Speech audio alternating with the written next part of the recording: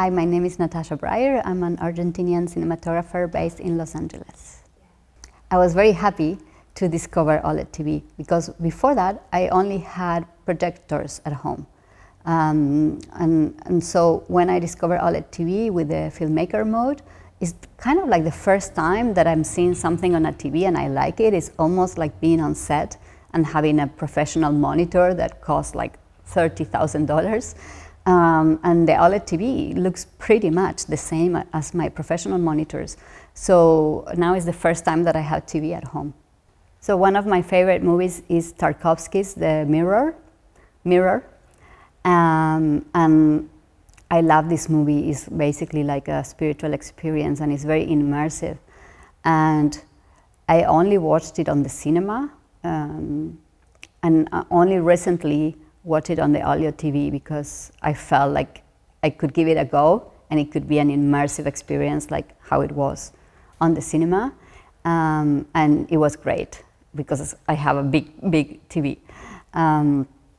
It really felt organic and cinematic and it had the right texture there.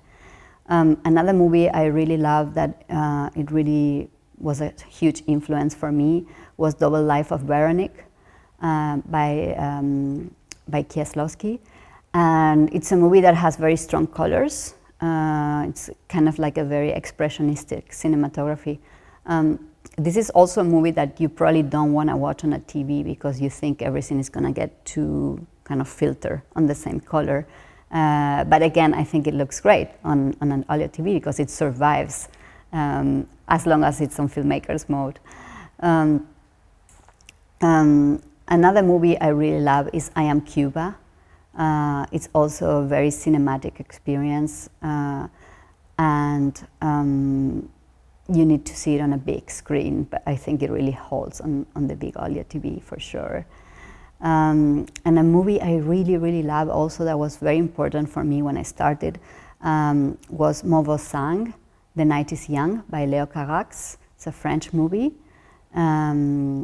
The cinematography was by Jean-Yves Coffier, who was one of my favorite cinematographers. And it's got this amazing soft lighting, but very contrasty, that could also get lost on a TV that doesn't have all the gamma to show all these nuances of the soft light, but on the filmmaker's setting, it just translates beautifully. I love the filmmaker mode. It's the best. It's what is the most close for me to watch something how I used to watch them in a projector, or if I was at work, with my high-end monitors watching something. So in a way, what I'm doing lately is I'm trying to have one of the OLED TVs on filmmaker modes in the post-production house so that I'm seeing everything in the very high-end professional monitors, but I'm also seeing it on the OLED TV on filmmaker mode, so I can see how the normal audience is going to see it. I mean, the normal audience that happens to have this TV, but everyone should have this TV, right? So I think it's a really good way to do it because if I only do it in the professional setting, then of course nobody's going to see it like that. So like this, I'm kind of aiming at my my ideal viewer that is watching at home but loves cinema, so this customer makes sure that they're getting like a good TV to watch movies properly, and I'm calibrating for that. It's very difficult because all the TVs are different and people have different TVs and people watch movies in their TVs in different conditions. So you're never gonna be able to go to anyone's home and control how they watch. But my philosophy is, the people that love to watch movies and they really care about watching them as best as possible, they are gonna have this TV and they're gonna set it on filmmaker mode. So I'm aiming to make sure that when they're doing that, they get the best experience. We were shooting in the north of England in November, so it was very cold and it was raining a lot and we had a lot of wind. So we were really fighting with all the elements, which in a way it really reflects what the album is about. So it felt very organic. It felt like the perfect place to do that album. I think the most challenging was salt water and boat, because we had Ed inside the water in the ocean, and we actually thought that the challenge was going to be Ed not being able to stay there for too long because the water was really freezing. But actually he was great. He stayed for hours in the water. Our main problem was actually the tides, because we had very big equipment. We had to get a techno crane there in the sand, and obviously the techno crane only has some length of the arm, and the idea was to go from a wide shot to a close shot. But of course we couldn't really park the techno crane too close to the water, because the sand is too thin, too wet, and then you could never take the crane out. And the tides change very quickly there. So you also have to calculate that it's going to take you time to take it out. So we had the crane kind of far away enough from the water to make it safe. But then we started losing the tides very quickly, so the tide would recede, and then the crane would not go in close enough to Ed. So the tides ended up being our biggest challenge, and also the rain, because it rained a lot, so many times we had to stop because the rain was too strong. But Ed was like totally cold resistant, to our surprise. He was there for hours. And she said we really were trying to be very invisible with the camera and not call attention to the cinematography. It really had to feel like very documentary, and that there was no filmmakers there because of the nature of the story, especially because the office at the New York Times, it's full of little cubicles and glass, so it was inviting for that. But we also felt that it was a good visual metaphor for our characters always being trapped, you know, and sometimes not just at the New York's office, but when you're shooting, and we're shooting some of the survivors, they're always kind of boxed and trapped somewhere, because until the moment where they were able to talk with the reporters and where everything came out, they were really trapped on their story. And I think once they get to express their story and they let their voice out, that's why the movie is called She Said, it's kind of like they get liberated from that. So visually we wanted to hint very subtly to that somehow these women are still trapped when they're talking, and then through the conversation the layers start to come out, and then we get closer and closer to them, and we're on them, and we don't see them anymore in these kind of boxes. We wanted to, again, be very invisible and not dramatic, and we just wanted to suggest.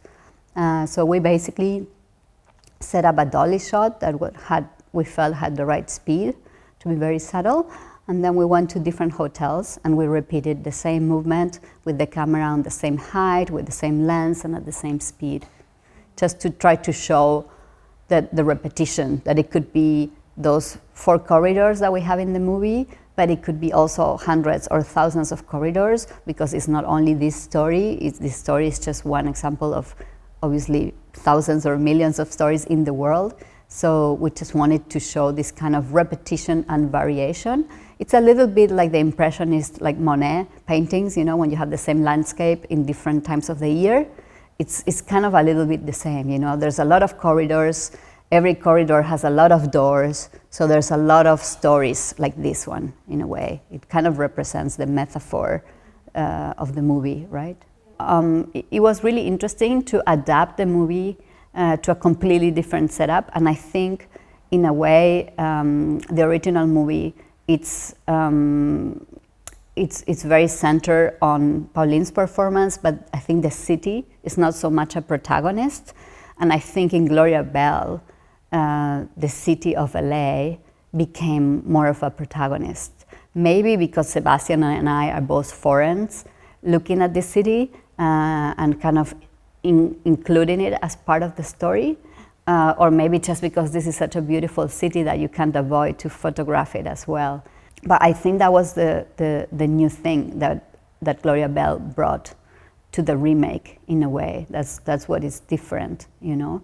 And our approach in terms of the lighting, I was also trying to do something very nostalgic in a way, like to portray LA and the light of LA and the magic and the color of the city, but at the same time, I feel like she's in a moment of life where she's not the protagonist of her own life, right? She's always kind of like, she could always be the secondary character in the story, but we're following the story of this woman that is not the protagonist. And it's like this feeling of, you know, aging and being like in a moment that is very hard for a woman, especially being alone. And I don't know, I just felt this kind of nostalgia about kind of like the last chance at life, right? Even though, of course, Julianne Moore is so beautiful and she looks amazing. She is kind of like a little bit too beautiful for the role. So I think I had to somehow help with the lighting this idea of like life is kind of behind, right? So we worked a lot with the light of LA and the sun and the strong sun and the colors and the warmth, but she's always not in the sun.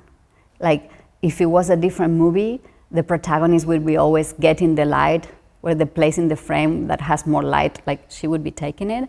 And in this movie, there's always like some strong sun, some strong flare, some strong, beautiful warmth that is happening, but she's always in the shadow. She's never really getting hit by the sun in the day scenes. When she goes out at night, there's a bit more hope. There's this kind of like, okay, hopefully things are going to change. I'm going to meet somebody. And so the nights have more color. She gets more light. The spotlight is a bit more on her. And they still have this kind of romantic, nostalgic colors that we base more like in all Polaroids, and maybe, you know, like what photos from LA in the 70s, you know, would have looked, which would have been the time where she was super young and having fun and all that stuff. So subliminally, we're trying to convey all this state of mind of this character.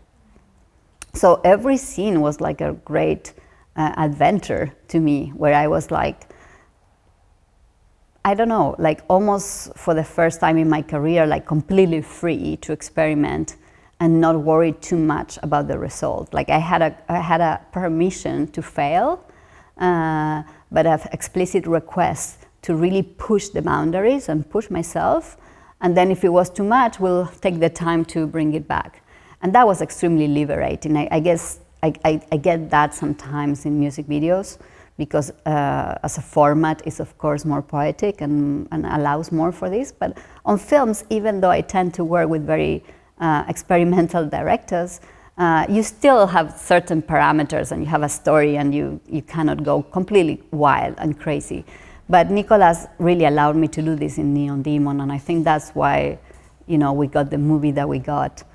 I think maybe I really love the fashion catwalk scene, just because it's like a really good example of what you can do without having anything on a low budget movie, because we didn't really have the money to produce an amazing catwalk show, and so we had to work with the minimum stuff, and it's really literally like smoke and mirrors, just a few mirrors, just a bit of smoke, and just a couple of lights with color in a dark background, in a black set, and still works and still tells the story that it needs to tell.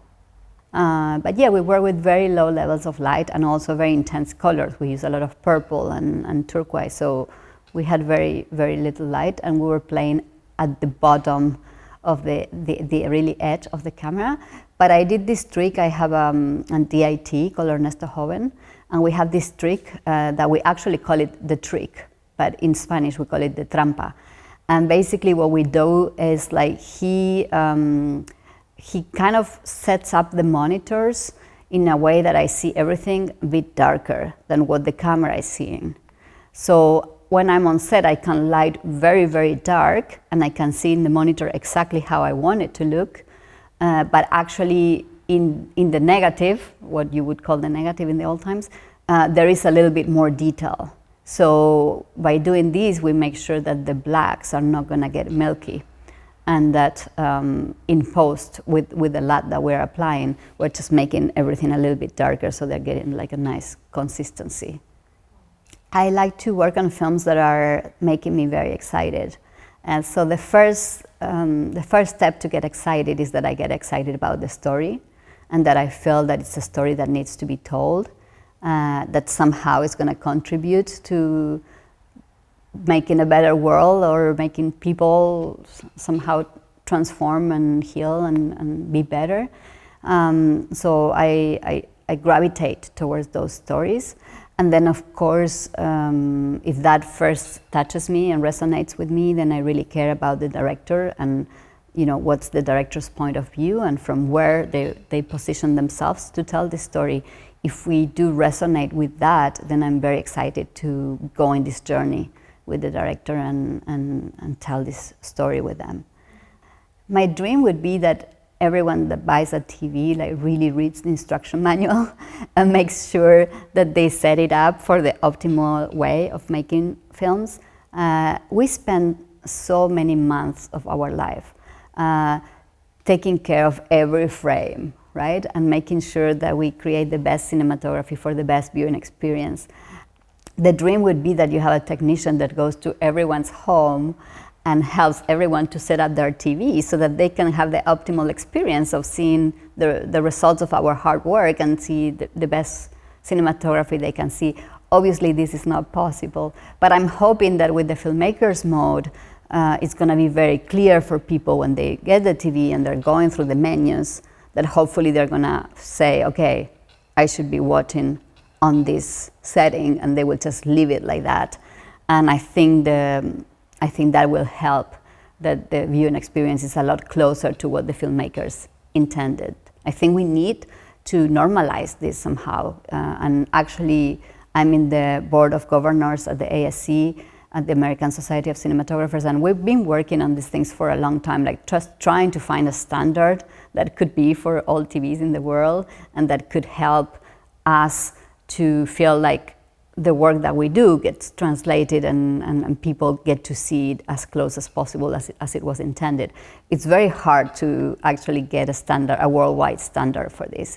But I think, you know, things like this TV, like creating this filmmaker mode and naming it like that is hopefully going to make people realize quickly, like, this is the setting that they should always keep in their TV if they like to watch movies, and just don't touch it.